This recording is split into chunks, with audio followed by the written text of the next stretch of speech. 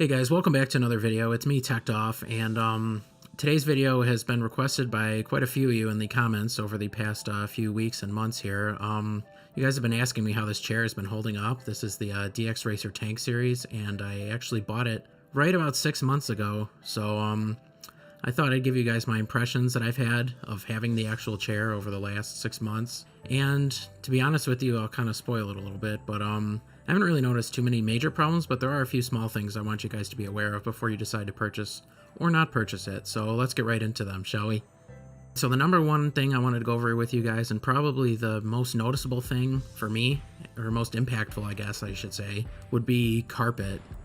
I am actually sitting on carpet right now. I'm in my bedroom, if you can't already tell by looking around, and I have carpet in my room. And if you don't use a mat like me, you will notice that this chair will actually sink into the carpet just by its own weight, by itself, without even you sitting in it. Because if you remember, this thing weighs about 70 pounds by itself without any person or whatever on the chair. So it's not really been a huge issue for me because I don't really move my chair around that much. I'm pretty much sitting in this same spot all the time. Your mileage may vary, and if you do move around a lot or you do a lot of productivity, or if you're at a really big desk, a floor mat might be a good investment for you if you are on carpet, because this thing does sink, so keep that in mind.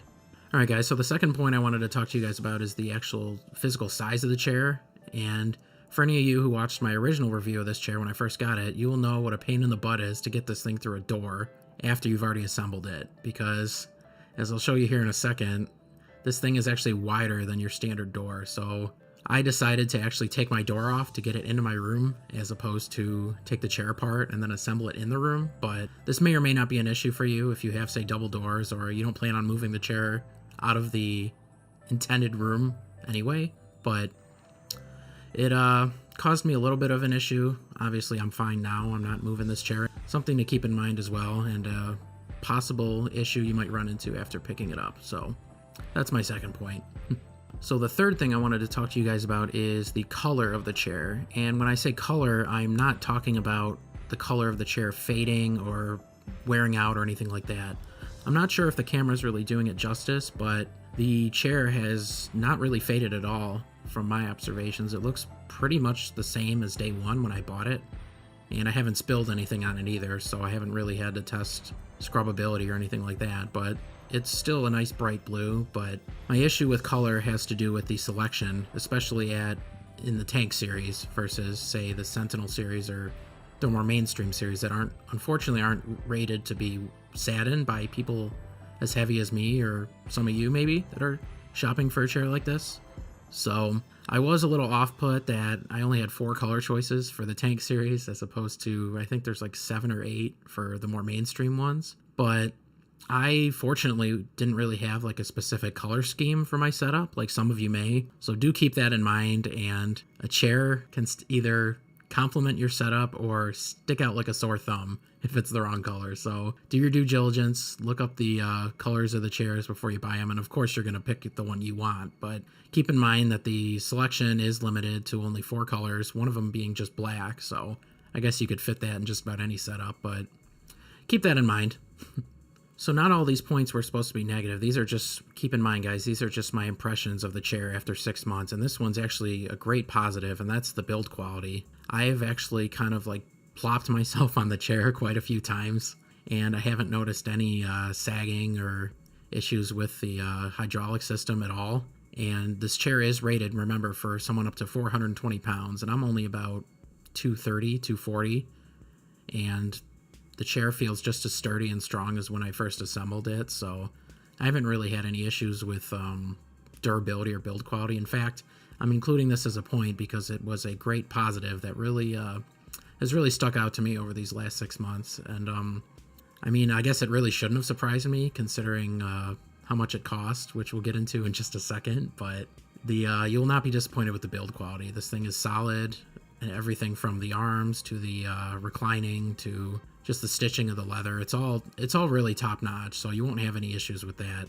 So my fifth point that I want to mention is, and it keeps kind of creeping back into my mind every now and again, is the price. These things at retail right now cost about $600 US, which is honestly way more than I ever thought I'd be spending on a chair. But fortunately, I would recommend you keep your eyes open. I did pick this up around Memorial Day when they were having a sale on the DX Racer website, and I was able to pick it up for about $475 US. So that helped ease the pricing pain a little bit back when I wasn't completely sure what I'd be getting.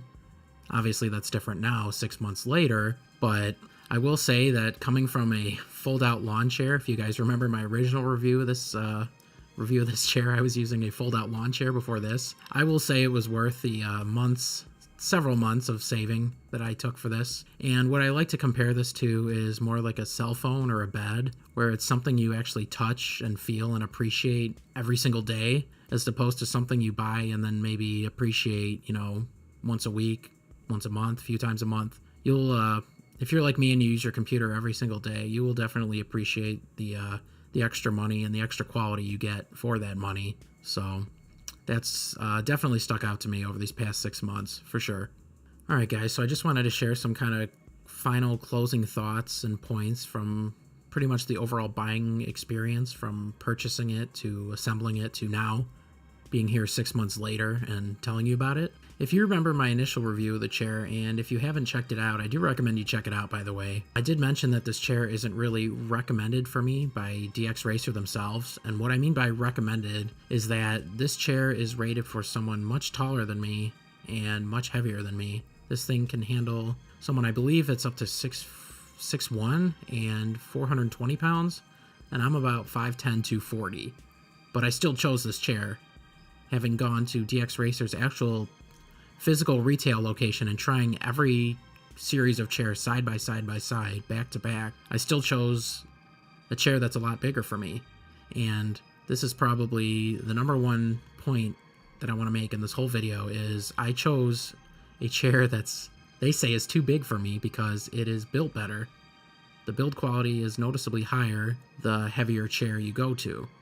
And if you think about it, that makes perfect sense, because if you have a chair weighted for someone that weighs, 120 pounds, and you have some big guy like me sit in it, the chair's going to fall apart and you're not going to have a really good day. But this chair being weighted for someone up to 420, it can easily sit someone like me, and I got room to grow, I guess. I hope I don't grow too much more, but they obviously have to make their chairs more durable and use less cheap materials like plastic or some other cheap materials, because it has to be able to support someone like me or someone who's heavier than me or bigger or taller than me. So they're going to be forced to use more premium materials, and that's reflected in the price. If you check out their website, these chairs can get pretty cheap, about $200, relatively cheap, to as high as something like this, which was like $600. So it was worth it to me because, like I said before, I use my computer every single day.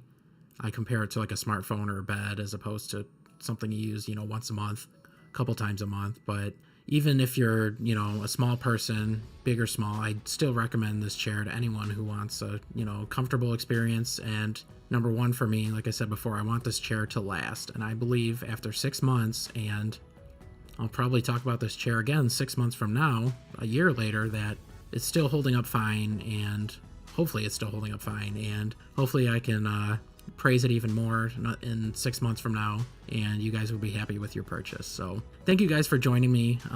Be sure to like the video if this helped you out, and leave a comment below if you have any other questions for me about the chair. Believe me, more than happy to answer for you if you're unsure about something or need something clarified. So I'll see you guys soon. Like I said, like, comment, subscribe, and I'll get started on the next video. I'll see you guys next time.